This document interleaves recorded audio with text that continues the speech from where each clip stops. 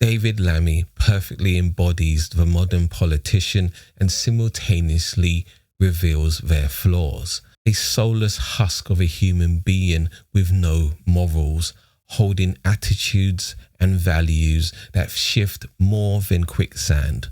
A coward that cynically weaponizes race whenever it suits him. A traitor that was an admitted friend of Jeremy Corbyn years ago and is now downplaying the war crimes of one leader after already washing the genocide of another leader. I'm as real can get. What you see? Buongiorno freaks and geeks, welcome back to the channel. So it would seem the current Deputy Prime Minister David Lammy is doing a humiliation tour of sorts, visiting all of the establishment media outlets, acting as a human shield for Keir Starmer's policy, which is universally disliked, by the way, in relation to America and Israel's assault on Iran. We have 3 videos on the playlist where David Lammy goes to Channel 4, Sky News and BBC Breakfast News. Let's get into those videos now, but before we do, don't forget to hit the buttons for like, subscribe. Now, in the last half hour, an American jet has landed at RAF Fairford. The UK has given permission to the US to use its Air Force bases to launch defensive strikes on Iranian missile sites. Earlier, our senior political correspondent Paul McNamara spoke to the Deputy Prime Minister David Lammy and began by asking him about the use of UK bases. You've given permission for the US to launch their aeroplanes from UK bases. Before we allow the Deputy Prime Minister David Lammy to respond, just look at his face here. You can just imagine the lies he is going to cook up with his response. For defensive missions against Iranian operations. Or what about using UK planes from UK bases for those defensive operations? Would you support that? I think it's important to allow those on the ground to make those assessments. Vanessa, yes. Because if those on the ground make those assessments and they deem it necessary, then it's a yes. Like, I can't believe we are watching someone in the government basically give a green light to war crimes. This is absolutely disgusting. And for him to even say we allow those on the ground to make their decisions, what are you talking about? Aren't you their boss? Can you imagine if someone from a managing director from a Fortune 500 company said, oh yeah, I don't know what my cleaners are doing, but I'm going to let them make a assessment on the ground? That would never happen. We have given them the broad permission. They know they have a legal basis to act, and I have full confidence that they will do that to protect lives. There is no legal basis, by the way. Like, he's just lying. He's just pulling that out of his arse. Can you believe that David Lammy was a lawyer, the same as Keir Starmer was a lawyer, the same as Tony Blair was a lawyer? Are you starting to see a pattern there? A reason for why I never really pursued a career in law after leaving law school. I didn't want to become a soulless hypocrite.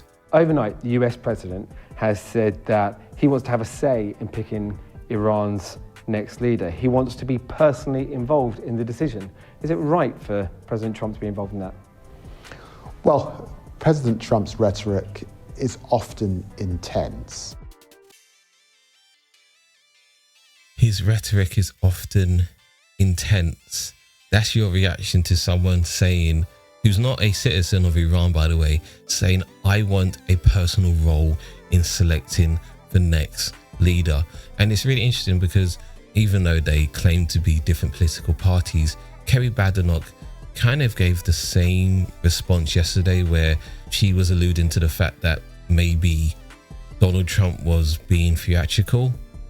No, that is not the case ever. Like, to claim that Donald Trump is being bombastic in his words is a complete insult of our intelligence. In fact, Donald Trump's words are far more tame than his actions ever will be.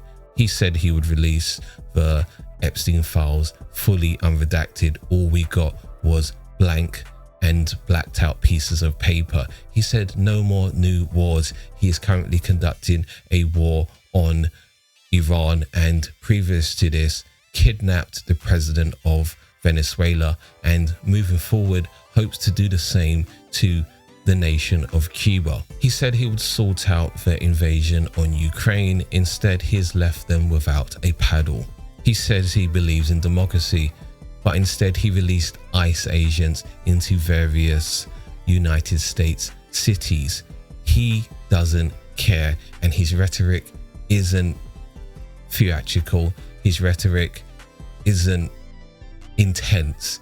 It is very, very dangerous. Also, you can't say that his language is, well, in a sense, his bark is worse than his bite, because you take very seriously everything that Putin says, or our enemies, as you would put it, say. I'm sure you took what the Ayatollah said very seriously.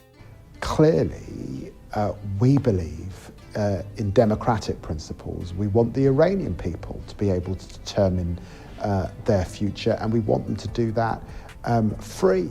So President Trump is determine their future. Whether that can be achieved from the air, we will see over the coming days and weeks. But yes or no, is it right for President Trump to have a hand in picking the next leader of Iran? I'm quite sure that he can speak for himself. Yes, he has spoken for himself. He said that he wants to have a hand in it. What do you say? I've said that ultimately the United States, the UK, and our allies are democratic nations, and we believe in democracy. You can't say that, because the leader of the United States right now doesn't believe in democracy and actually wants to hand in selecting the leader of another nation. That is not democracy. And who are these other allies you speak of? Is it Israel, who is upholding an apartheid state right now? Is it Saudi Arabia that has a royal family? Or the UAE that has a royal family? Or many other Gulf nations that have a royal family and don't get to decide who rules them or leads them? I believe in the people having the right to determine who should lead their country. Whether that is achievable in Iran, of course, is a matter of intense debate. That sounds like a very diplomatic way of saying you believe in democracy, you believe it should be up to the Iranians to decide who runs them, therefore President Trump is wrong, but you're a politician, so you don't really want to say it on camera. Well, I think your viewers will understand, as Deputy Prime Minister, as a former Foreign Secretary, it is important for me to be diplomatic with my language. David Lammy, Deputy Prime Minister, thank you very much for your time. Thank you. What a load of bollocks that was. He wants us to believe that because he is currently the Deputy Prime Minister and previously before that the Foreign Secretary, that he actually believes in diplomacy and diplomatic language. Was he being diplomatic when he spat this hot venom towards Russia and Putin? One country is the blocker. One country is the enemy of peace. This Russian veto is a disgrace, and it shows to the world yet again Russia's true colours. Shame on Putin for waging a war of aggression in Ukraine. Or this second time when he spat hot venom at Russia and Putin. Russia is trying to return us to a world of the past, a world of imperialism, a world of redrawing borders by force, a world without the UN Charter.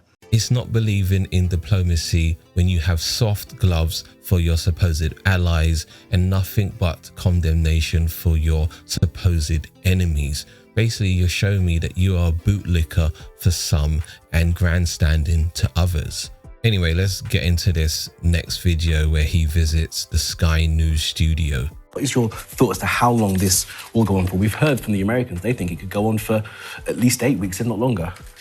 Well, in the end, the war aims are for the Americans and the Israelis who begun this offensive action that we, of course, are not part of. First of all, I've seen that it could last up until September, so that's basically a 6-month period, and other bits of news I've seen that Iran's actually ready for a ground invasion. So this war is not going to be a quick in and out like they did with Venezuela. Secondly, Britain is very much involved you are allowing them to use UK bases.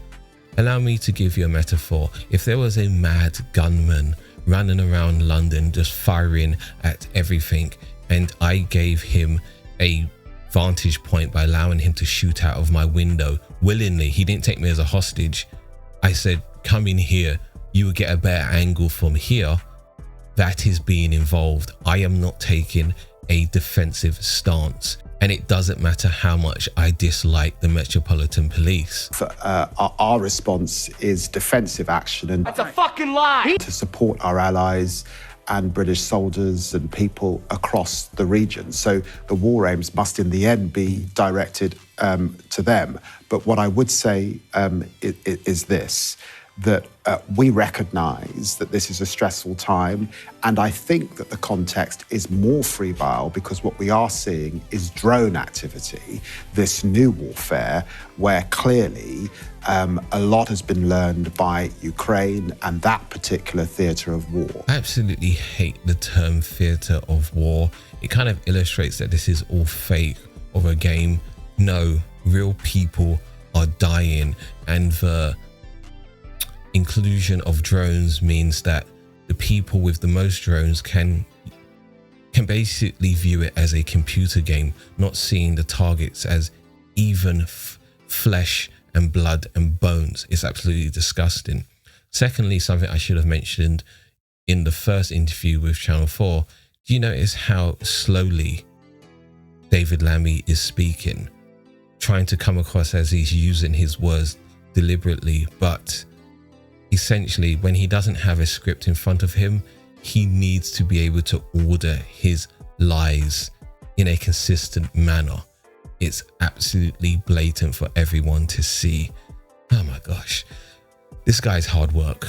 And that's why it's important that we have marshalled and pre-deployed F-35s, more Tycoons to the area, radar equipment, HMS Dragon is en route to the area, all of that to ensure that we're keeping our people safe and supporting our allies. If all of those things are heading to wherever these bases are and are going to be used in a defensive manner, and as David Lammy mentioned in the Channel 4 interview, the people on the ground decide what is the best course of action, what if they just use those satellites and radar systems to just pass all of this information to the Americans so they can use it offensively? How are you going to prevent that from happening? How is that you not being very much involved in this war in everything but name? You can call it defensive as much as you want, but everyone can see this is not defensive, and I'm sick and tired of politicians trying to gaslight us and pull the wool over our eyes. It is very, very obvious, and as technology gets more and more updated and improved, you cannot hide what they would have done 100 years ago. We can see your involvement, and for better or worse, people have become much more critical, genuinely critical of what is being said in our media. So you're not fooling anyone, Mr. David Lammy. Anyway, there's one more video. This time David Lammy visits the BBC Breakfast news programme. We will do everything we can to protect our people and to protect our allies across the region, working, of course, with close partners in NATO, Indeed. and we will continue to do that. May I ask a specific question, just to have some clarity? When you say the UK resources are being sent to be used in defensive purposes, for defensive purposes, correct? Is that intercepting drones, shooting missiles out the sky, or shooting drones? Or is that sending missiles to attack Iranian missile sites in Iran? All of the above. So that's a great question. I would also add, with all of those capabilities, are you going to just simply share that information with your Israeli and American allies? Even if they are just shooting drones and missiles out of the sky, you can call it defensive, but that is you being involved in the war, if I'm allowed to expand on my metaphor just a moment ago, if I have a gunman shooting from my window, if I decide to then intercept any bullets coming from the armed response unit, that is not me taking a defensive stance because I don't want them to damage my house anymore. That is me being aiding and abetting and supporting this mad gunman. It's very simple domestically, so why are we not expanding this same sentiment towards international law? And I'll tell you why. It's because international law is made up, and all of these powerful politicians are making it up from day to day, hour to hour, minute to minute. It is absolutely the first. It is important that I don't get drawn into operational detail. Why not? Because if it's clearly not the second, you're allowed to say that. That's not gonna impact what happens with Iran. Iran is expecting you to use your capabilities to target their missile sites. So you saying, oh yeah, we're not going to target the missile sites is not gonna help the Iranians sleep at night. They are expecting this to happen. But there's a fundamental basis on which we do this, and that it is legal. And therefore, defensive action where we are being attacked, it is entirely legal to protect our people and protect our staff. You're being attacked because you're providing shelter for American personnel. If I have a mad gunman shooting from my window and I'm providing him with a bed to sleep at night and food so he doesn't become famished while targeting his bullets at everyone, that is not a defensive stance, my guy. You are a part of this very blatant attack, and in your case, war crimes. And therefore, all operational capability is available to us in those circumstances. So the UK could attack Iranian missile sites from our bases? I'm not here to act as a lawyer. That's a yes, by the way. Also, what do you mean act as a lawyer? You think the legal representatives for the UK government could do a better job than what you're doing right now? They couldn't, because there's no legal basis for this. I would have paid good money to see David Lammy do this type of thing in court. It would have been absolutely abysmal to watch in real time. But I think your viewers will understand that in response to being attacked, yes, we can take down sites that are anticipating attacking our people across the region. So now this is the Minority Report. The satellites and radar systems are so high tech, so high functioning that it can creep into the brains of Iranian personnel and anticipate whether they're even thinking about pressing a button to target UK military bases.